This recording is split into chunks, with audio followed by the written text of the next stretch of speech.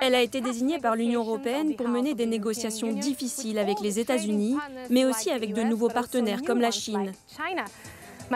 Mon invitée n'est autre que la commissaire européenne chargée du commerce, Cecilia Malmström. Je la retrouve ici à Florence, à un moment crucial pour l'Europe. Commissaire Malmström, merci beaucoup d'être parmi nous. Vous êtes responsable du commerce, ce qui vous a placé dans la ligne de mire de l'administration Trump.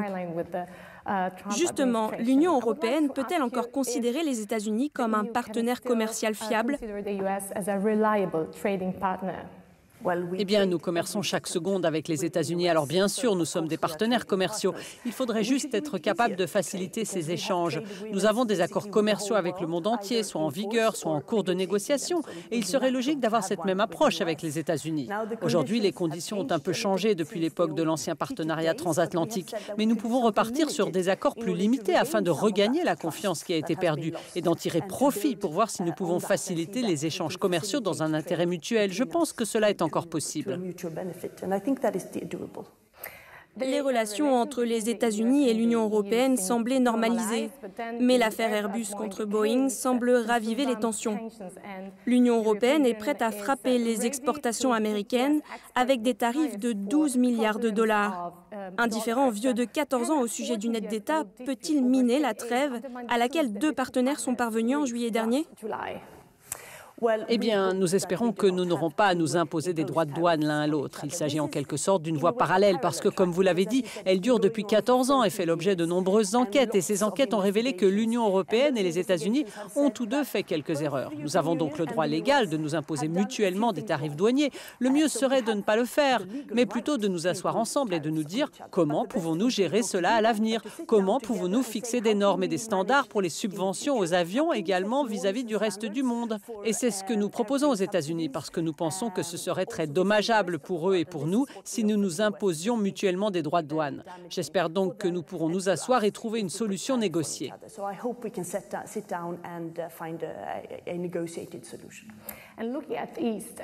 L'Union européenne cherche à renforcer sa coopération avec la Chine. Peut-elle considérer Pékin comme un partenaire plus proche ou plutôt un rival systémique ? Les deux, en fait. La Chine peut être un partenaire dans de nombreux domaines. Nous coopérons, par exemple, sur certaines recherches, sur certaines questions environnementales. Nous essayons aussi de faciliter le commerce entre nous. Nous négocions un accord d'investissement, mais nous essayons aussi de dire à la Chine qu'elle doit respecter les règles internationales et les normes multilatérales. Parce que la façon dont ils subventionnent leurs propres entreprises fait du dumping sur les marchés internationaux, ce qui nuit aux producteurs et aux consommateurs partout dans le monde. J'espère donc que la Chine pourra assumer une plus grande responsabilité dans le renforcement et le respect des règles multilatérales, car elle en a profité aussi. Allons au Japon, avec lequel l'Union européenne a conclu un accord de libre-échange.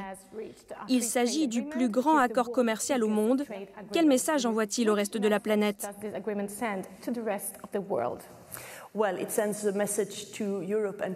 Eh bien, en premier lieu, cela envoie un message à l'Europe et au Japon, en montrant que nous voulons travailler ensemble, que nous voulons conclure cet accord commercial, abolir les droits de douane, ouvrir nos marchés et coopérer dans une variété de domaines et nous opposer, et c'est le message au reste du monde aussi, au protectionnisme. Travailler ensemble pour faciliter le commerce, pour améliorer les conditions des petites et moyennes entreprises, c'est une priorité là-bas.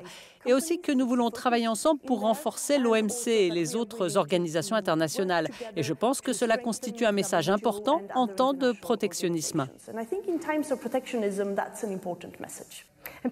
Précisément, vous avez négocié de nombreux accords de libre-échange et certains d'entre eux ont suscité un ressentiment anti-mondialisation et alimenté les mouvements populistes et le protectionnisme. Comment défendre une politique de libre-échange pour ceux qui se sentent laissés pour compte par la mondialisation ?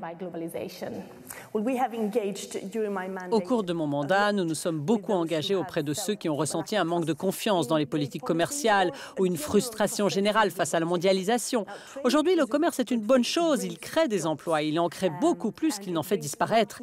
Mais nous avons essayé de nous engager auprès de ces gens, de les écouter, de publier pratiquement tout ce que nous faisons, de faire en sorte que nous soyons le négociateur négociateur commercial le plus transparent au monde. Et je pense que nous avons vu moins de protestations contre le commerce ces dernières années parce que nous essayons de nous engager auprès des gens et de voir comment le commerce peut profiter aux petites entreprises. Un autre grand défi est le changement climatique. Revenons dans votre pays d'origine, la Suède, où la jeune militante Greta Thunberg appelle les politiciens à prendre des mesures pour lutter contre la crise climatique.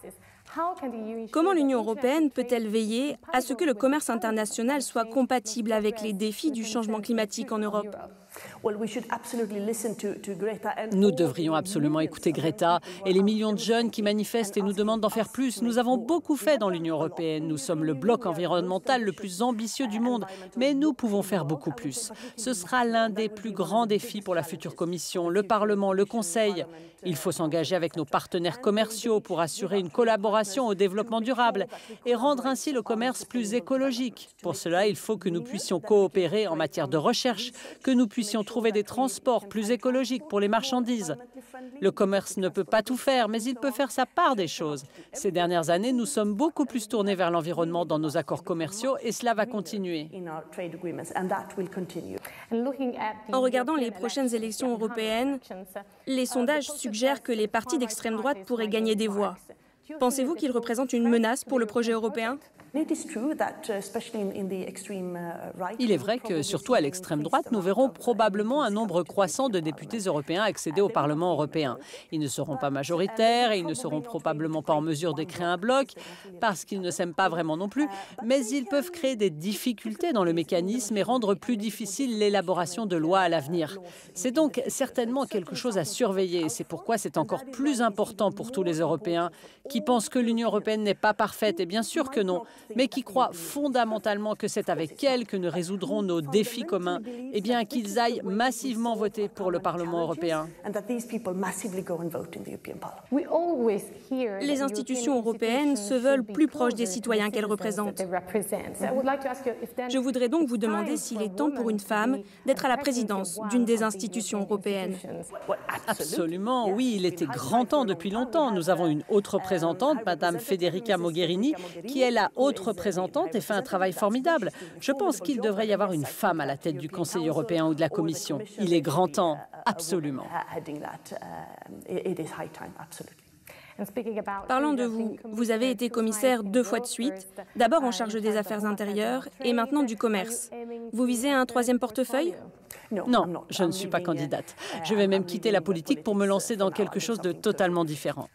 Merci beaucoup d'avoir été avec nous. Je vous remercie.